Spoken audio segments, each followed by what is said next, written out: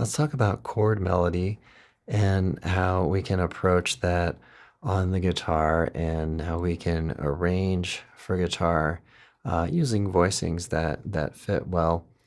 There's really a pretty basic concept around developing chord melody, which is basically uh, take the chord, combine it with a melody note. And the challenge is that, well, you may need to know some voicings. You may need to know if the melody note is a chord tone.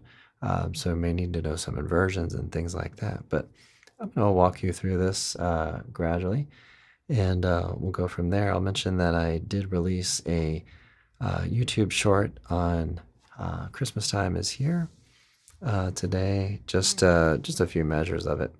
But we'll be working through that tune today, and I may be releasing more YouTube shorts throughout the week, and then I'll have a full length video by the end of the week if all goes to plan. So let's say we have F major. We have an F major chord. I'm here in 8th position. And let's say that we have this melody note E. So Christmas Time is Here. We're in the key of F 3/4 time. We're starting on the 1 chord. We have a major 7, but we have many ways of harmonizing the major 7. We could have a root position chord. We could have a chord that includes a 6 and a 9, more like stacked fourths, right? And then the 5th, and then the major 7. So something like that would work well.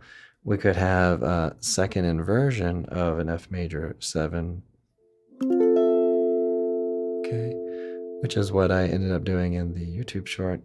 And we could put some color tones on that with replace the 5th and the root with the 6 and the 9. I may end up doing that on the final arrangements, and we'll see how it goes. So we need to know the chord, we need to know the melody note, and then we have to make a connection between those two. How do they relate? So then we have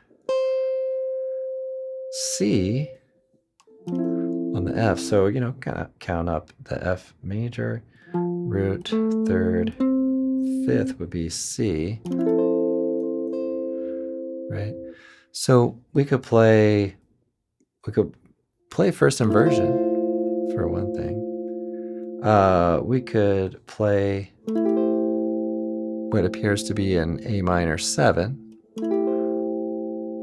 right? But put that over F, then we have kind of an F major 9 sort of sound.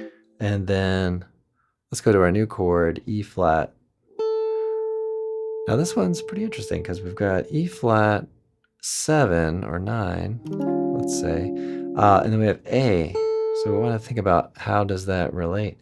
If you go every other note up the scale, let's say this would be Lydian dominant.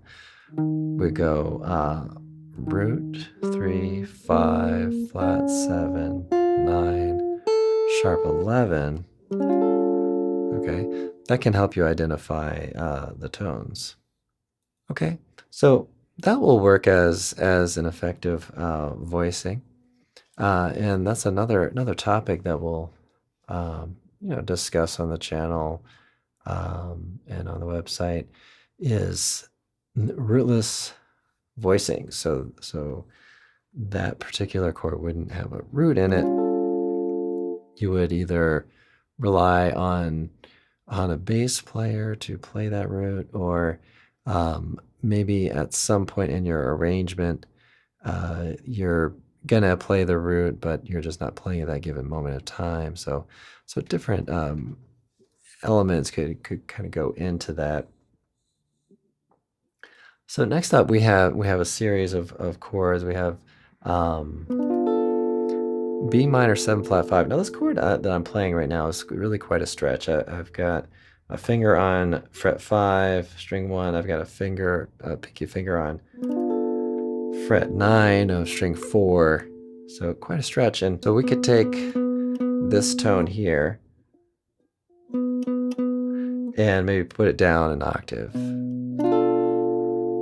Okay, so I believe this is the voicing I will use. We could also choose to play the second inversion of the chord as well. So that's another option. And then we're going to B flat minor 7. So really want to have a firm idea, how does the note relate to this chord, right? So this is, the melody is F, B flat minor, then that would be the fifth of this chord. Okay, now here we're gonna harmonize. We've got some options here.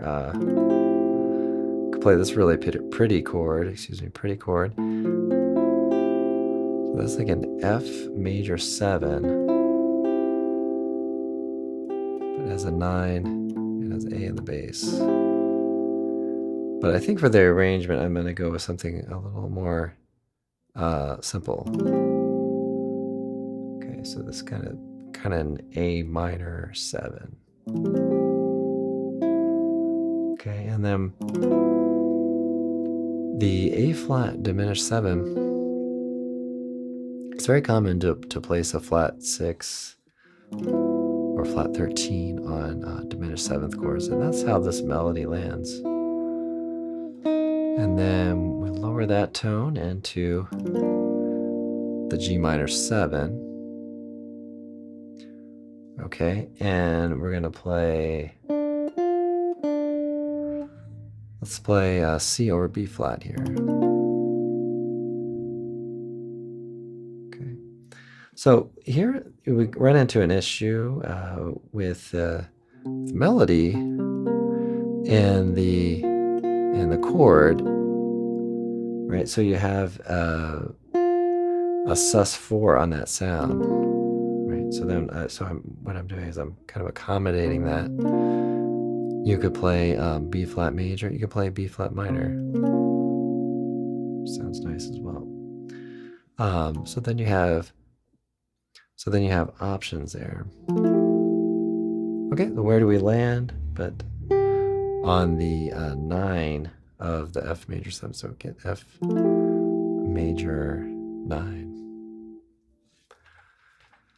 So all that repeats all over again, and then we get into the B section, and we can work with a really very similar content here. So we can, play. We could kind of go D flat here, so sort of same kind of concepts there. But here we have G flat 9 sharp 11.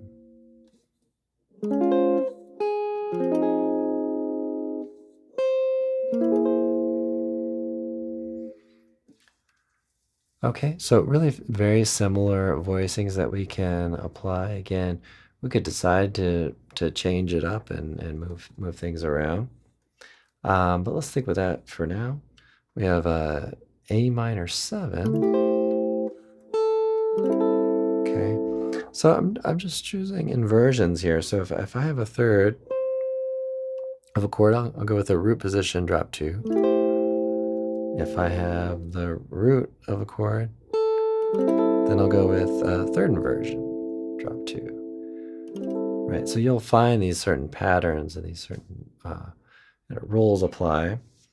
Here, I've been experimenting with this sound versus this sound, and I think I'm going to stick with this 8th position. It's kind of sort of pianistic sounding. Right, we get some, it's kind of close voices. So here we have E flat 13, again rootless, but we could put a root on it. Again, so many different ways that we could do this. But I'm thinking moving this over to the D9. And where am I coming up with that? So let's say we have a flat 7, then the second inversion is going to help us out. And then I'll put a 9 on that. So replacing roots with 9s is kind of a good way, especially when you're working with a bass player, to just get a little something more out of the chord. And then we're going to go, but this time we have flat 9, so we're changing it up a little bit. And then G minor 7, flat 5.